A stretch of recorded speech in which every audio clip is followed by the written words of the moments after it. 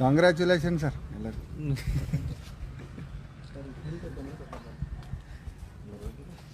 ಎಲ್ಲರಿಗೂ ನಮಸ್ಕಾರ.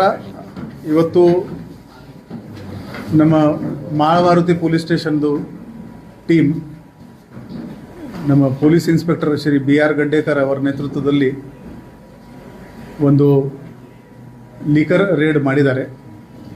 ಇದರಲ್ಲಿ ಅವರಿಗೆ ಖಚಿತ ಇನ್ಫಾರ್ಮೇಷನ್ ಬಂತು. ಅದರ ಆಧಾರದ ಮೇಲೆ ಈ ಶ್ರೀನಗರ್ ಗಾರ್ಡನ್ ಹತ್ತಿರ ಒಂದು truck Goa manufactured liquor carry ಮಾಡ್ಕೊಂಡು ಹೋಗ್ತಾ ಇದೆ ಅಂತ ಮಾಹಿತಿ ಇತ್ತು. ಅವರು ಆ ಟ್ರಕ್ ಇಂಟರ್ಸೆಪ್ಟ್ ಮಾಡಿದರು. ಆ ಡ್ರೈವರ್ ಹತ್ತಿರ ಯಾವುದೇ ಡಾಕ್ಯುಮೆಂಟ್ಸ್ಗಳು ಇರಲಿಲ್ಲ.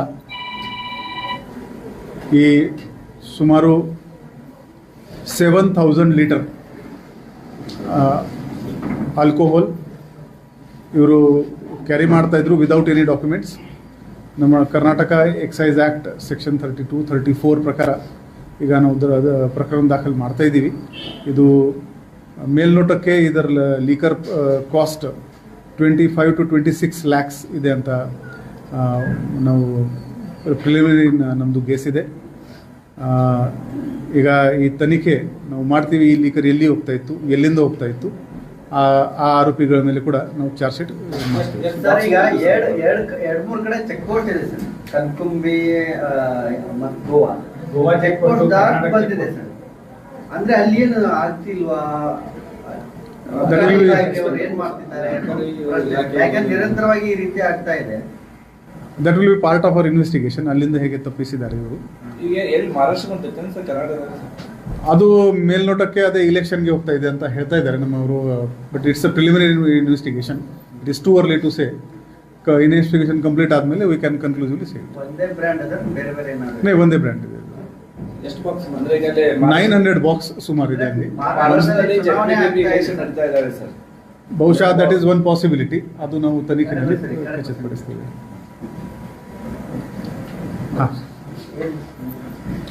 ಗೋವಾ ಮತ್ತು ಕರ್ನಾಟಕದ ನಡುವೆ ಗೋವಾ ಬಾರ್ಡರ್ ಇದೆ.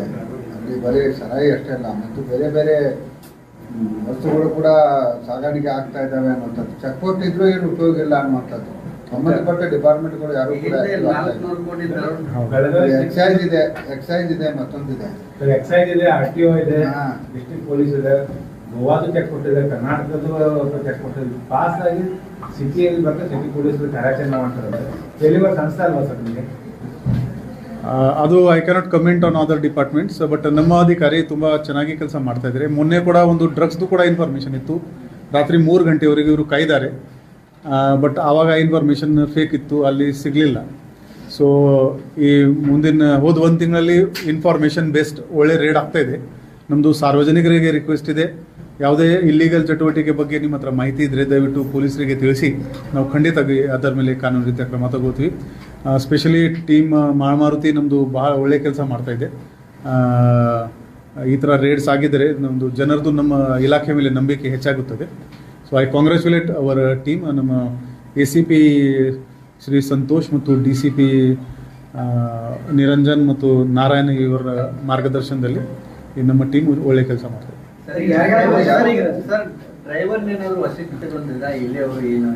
ಅದು ಈಗ ಇಂಟ್ರೋಗೇಷನ್ ಮಾಡ್ತೀವಿ. ಡ್ರೈವರ್ ಸಿಕ್ಕಿದ್ದಾರೆ ಸರ್. ಈಗ ಆಲ್ಮೋಸ್ಟ್ ಬೆಳಗಾವಿ ಜಿಲ್ಲೆಯಲ್ಲಿ ಕಳೆದ 1 ವರ್ಷ ಸಾಕಷ್ಟು ಅಪಘಾತಗಳಾಗಿದ್ದಾವೆ. ಕೇವಲದಿಂದ ರೇಟ್ ಪ್ರಕರಣದಲ್ಲಿ ಕಂಟೈನರ್ ಸಿಗುತ್ತೆ, ಮಾಲ್ ಸಿಗುತ್ತೆ, ಡ್ರೈವರ್ ಸಿಗ್ತಾನೆ. ಮೂಲ ಆರೋಪಿಗಳು ಇದುವರೆಗೆ ಯಾವುದೋ ಅಬ್ಕಾರಿದವರು ಇರೋದಿಲ್ಲ, ಡಿಸ್ಟ್ರಿಕ್ಟ್ ಇದೆ. ಈ ಕೇಸಲ್ಲಿ ಏನಾದ್ರು ಆ ರೀತಿ ಒಂದು ಇನ್ಫಾರ್ಮ್ ಮಾಡ್ತಾರೆ ಸೆಕ್ಯೂರಿಟಿ? ಹೌದು, ವಿಲ್ ಗೋ ಡೀಪರ್. ಈ ಎಲ್ಲಿಂದ ಬಂತು, ಎಲ್ಲಿ ಹೋಗ್ತಾ ಇತ್ತು, will start point end point ಕೂಡ ನಾವು ಈ ಚಾರ್ಜ್ ಶೀಟ್ನಲ್ಲಿ ಕನೆಕ್ಟ್ ಮಾಡ್ತೀವಿ. ಸರ್, ಈಗ ಡಿಸ್ಟ್ರಿಕ್ಟ್ ಪೊಲೀಸದು ರೇಂಜ್ ಇದು ಬಾರ್ಡರ್ನಲ್ಲಿ ಚೆಕ್ಔಟ್ ಇದೆ. ನಿಮ್ಮ ಕಮಿಷನರೇಟ್ ರೇಂಜ್ ಶುರುವಾದ ತಕ್ಷಣ ನೀವೇನಾದರೂ ಚೆಕ್ಔಟ್ ಮಾಡ್ತೀರಾ? ನೋಡೋಣ. ಈಗ ನೀಡ್ ಬೇಸ್ಡ್ ಇರುತ್ತೆ. ಈಗ ಇಲೆಕ್ಷನ್ ಆಯಿತು ಅಂದರೆ will have to put the check post and all. Need based ಇರುತ್ತೆ ಅಥವಾ ಇಂಟೆಲಿಜೆನ್ಸ್ ಬೇಸ್ಡ್. ಯಾಕಂದ್ರೆ ಬೆಳಗಾವಿ ಸಿಟಿ ಕಮಿಷನರೇಟ್ ಯಾವುದೂ ಚೆಕ್ ಪೋಸ್ಟ್ ಇಲ್ಲ ಸರ್ ಸ್ಪೆಸಿಫಿಕ್ ಆಗಿ. ಸೊ ಆಲ್ಮೋಸ್ಟ್ ಆಲ್ ಹೈವೇಸ್ ಆಗಿರ್ಬೋದು, ಈ ರೀತಿ ಯಾವಾಗ ಯಾವುದೇ ಆದರೂ ಬೆಳಗಾವಿ ಸಿಟಿನ ಪಾಸ್ ಆಗೋದು. ಸೊ ಬೆಳಗಾವಿ ಪೊಲೀಸ್ ಎಷ್ಟು ಆಕ್ಟಿವ್ ಇದೆ ಅದು ಬೇರೆ ಕಡೆ ಅಷ್ಟು ಆಕ್ಟಿವ್ ಕಾಣ್ ಮಾಡ್ತಾರೆ. ನಿಸ್ಪಾನಿ ಆಗಿರ್ಬೋದು, ಟೆಂಪಲ್ ಆಗಿರ್ಬೋದು, ಈ ಕಡೆ ಬೇರೆ ಬೇರೆ ಕಡೆ ಹೋಗೋದು ಖಾನಾಪುರ. ಸೊ ನಿಮ್ಮ ಸಿಟಿ ಸರೌಂಡಿಂಗ್ ಆದ್ರೂ ನಿಮ್ಮ ಚೆಕ್ ಪೋಸ್ಟ್ ಟೈಪ್ ಮಾಡ್ತಾರೆ ಅಂತ ಸ್ಪೆಷಲ್ ಪರಿಶೀಲನೆ ಮಾಡ್ತೀವಿ ನಾವು. ಅದು will work on it. Staff ಕಡಿಮೆ ಇದ್ದಾರಪ್ಪ.